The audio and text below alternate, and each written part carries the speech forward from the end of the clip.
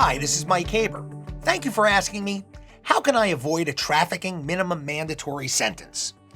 The main distinguishing characteristic of a minimum mandatory or a min-man sentence is that while you are entitled to get gain time for any sentence in state prison, while a minimum mandatory is imposed, you must first serve that minimum mandatory portion, and that minimum mandatory gets served day for day without acquiring any gain time or any time off for good behavior.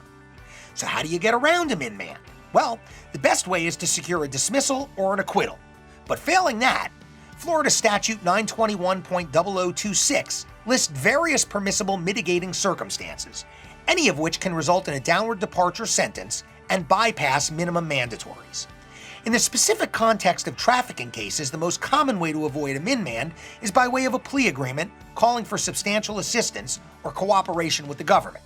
In other words, if you agree to be a snitch, you're usually required to first plead guilty and sign a cooperation agreement, and then, if you perform to law enforcement standards, you might avoid your min-man.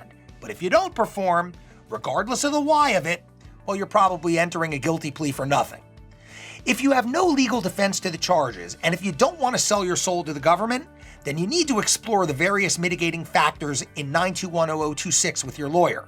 Maybe, just maybe, a compelling case for a downward departure can be prepared and successfully litigated in your case.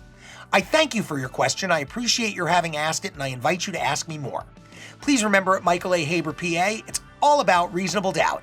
And if you like this video, please subscribe. We'll be putting out more soon.